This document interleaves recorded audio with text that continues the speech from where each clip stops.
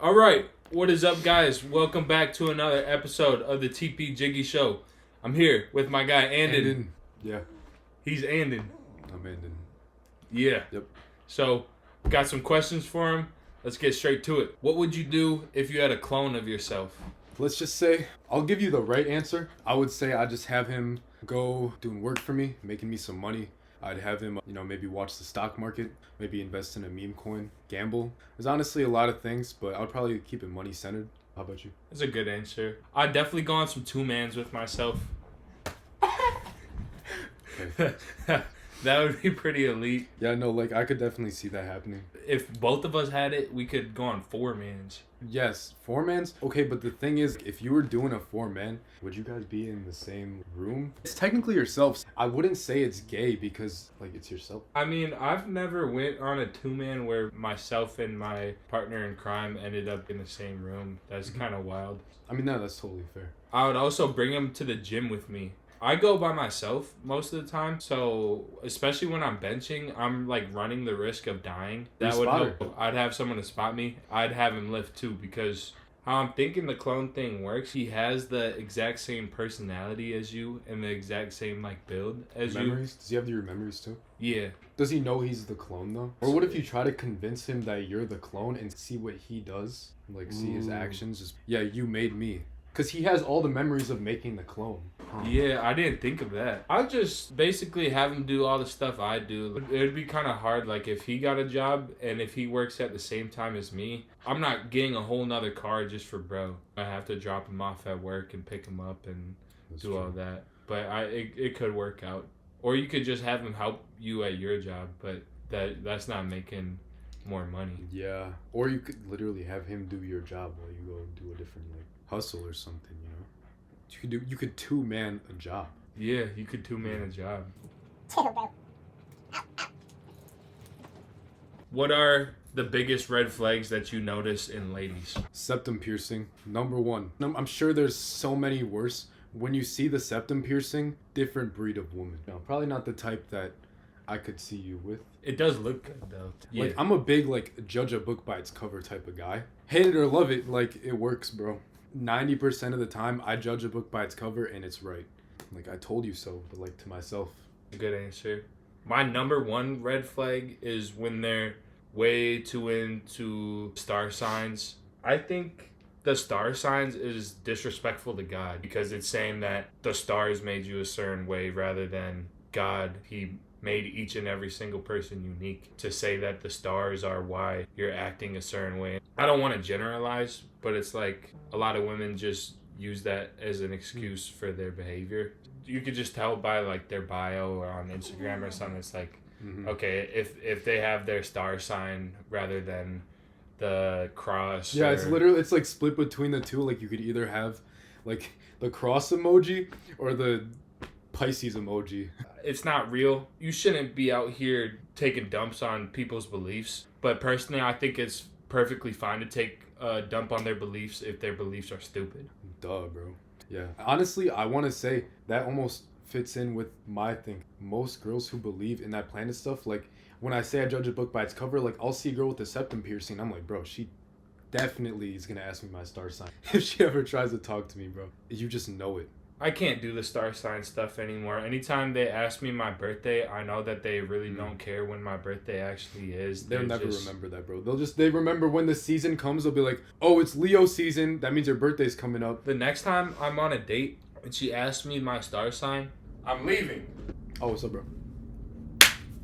That's the main one. There's other ones I could talk about. I don't want to get too much into it. I don't want to seem like a woman hater. Pretty much every woman I've dealt with so far believes in it. That's why I'm trying to find a woman of God. They push it a lot too. Even most of the women that I knew that were into religion and God and stuff, they all went to private schools. They still believed in the star sign stuff. It's definitely contradictory. I hate Leo men, okay? What did they do to you? They're oh, every single one of them. I hate those fire signs. How are you gonna group people together? That's it's star racism, bro. No, I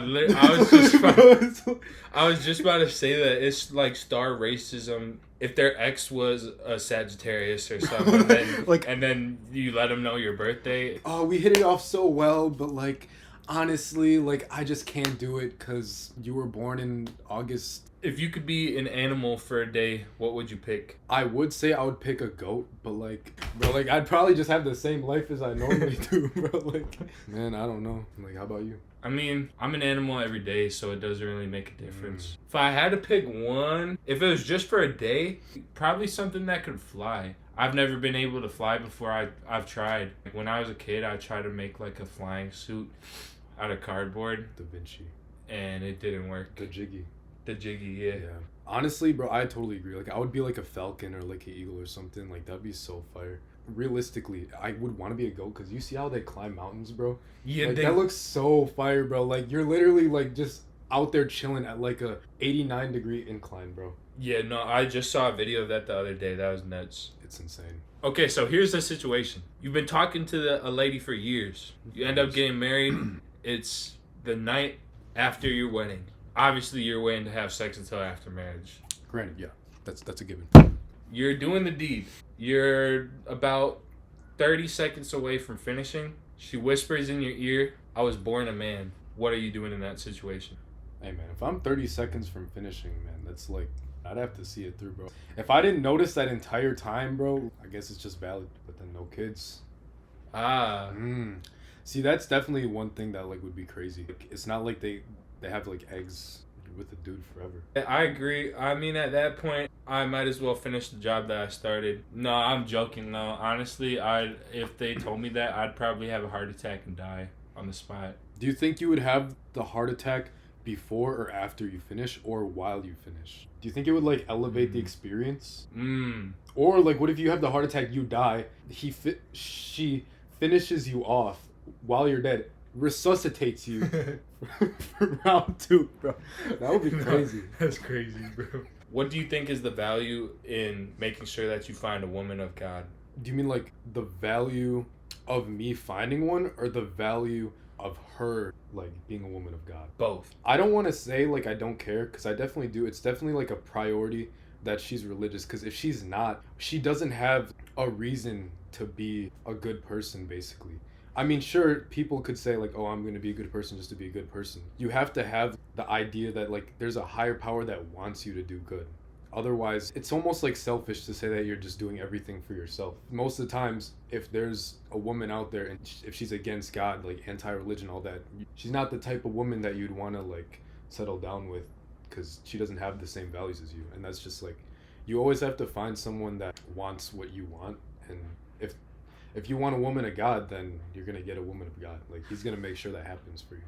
That's a good answer. For me, the reason I'm searching for a woman of God is then we'll be able to raise a family of God. If we stay close to God and keep our kids close to God, it'll make sure they aren't influenced by what the world wants them to do. The world pushes being promiscuous, going out to the clubs. That agenda is actually crazy. Like, even as a man, it's so hard to stop yourself from doing something. It's like, oh, all your friends are like, oh, we're gonna go out this weekend, like we're gonna go to a bar, we're gonna go to a club, and there's nothing there that I'm really gonna enjoy doing. In the moment, sure, you're gonna be like, oh, I'm having so much fun. Next morning, you're gonna be like, God, why did I do that? And it's just never worth it. Every single time. I get what you're saying. I see the lack of fulfillment that the clubs give you now, especially now that I stopped drinking. Like, I'll be there and I'll be like, bro, like, what am I doing here anymore? The only time I really enjoy going out anymore is R&B Tuesdays. Okay, first of all, that's the music that I like. Yeah, that's valid. Second of all, there's like 60 ladies there who are exactly my type. Also, a lot of clubs, I feel like people just stand there and see who can look the coolest. R&B Tuesday, people actually will hit the dance floor and stuff. People aren't being lame. Like, they're having fun. That's the only thing I really enjoy going to anymore. Honestly, music is a priority. I'm gonna be honest, like, this might be like a hot take, but like, I hate dive bars, bro. They play some of the most trash music. I don't want to use the word vibe, but like, the vibe just does not hit for me. Like, I've grown into more of like a EDM type of guy. Like, if I am gonna go to like any type of club, usually they never play EDM or anything. That's why you would have to go to like a show for it. Regardless, if you go to a place like that, you're not looking for any woman. Like, you're never gonna find a woman that has your values and that also does that type of stuff. Like you got to go to like a Barnes and Noble or something. Go in like the romance section, bro. I don't know. I don't know either. Just the key with love. I mean, I don't know much about love. I ain't never been in love before. But I know it's something you can't go out looking for. So that's why I don't have Tinder. I also stopped sliding into DMs because that's me actively searching out somebody, as opposed to, I feel like it's just going to happen. You'll run into her. Like, it'll be a natural occurrence. And that's like, I would never want to see myself. I mean, I'm sure there's plenty of people that like they find love on dating apps. They'll say like, "Oh, we met on Tinder and we're married." Like that's cool, but I don't know if that's not really like what I would go for. What are the best ways to increase your aura? Honestly, bro, you just gotta like enjoy the moment. Don't take anything for granted, bro. Like you just gotta thank God for everything you've been given. Usually, when I'm aura farming, let's just say like you're in the middle of a conversation. Oh, that's fire, bro. That's fire. No. Start saying something to someone and then just be like, actually, I might have said too much already. That's tough. Wait, I like that. I would say try to make sure that you don't care what other people are thinking of you. I wouldn't say I care that much. Like, I kind of just be doing like whatever I want to do. The aura doesn't come from the outfit or it doesn't come from anything. I hate to use the word in its definition, but your aura is your aura, bro. Do what you like to do. If you enjoy music, that's cool. If you enjoy doing something nerdy, putting water into a bowl, then putting algae and getting little fish and little water bugs and stuff. That's aura, though. That's cool. Like, you're doing what you enjoy. Yeah, honestly, bro, like, if you're just doing something that you're, like, that you got a passion for, like, that's just aura in itself, bro. Going out hunting, like, wild turtles or something, bro. Bro, that's so cool. Like, if I saw a guy go to my local pond and just pick a turtle out of the water, bro, that's maximum aura for his category. Like, there's different categories of aura, and, like, everyone's got their own type stuff.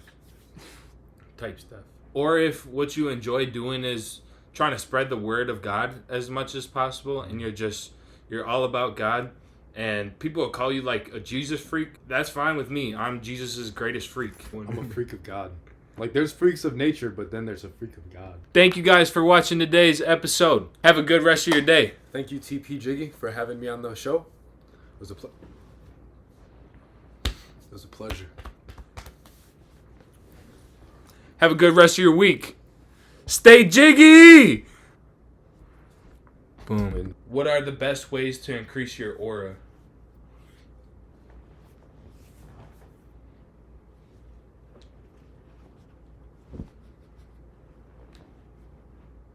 Yo, what was that?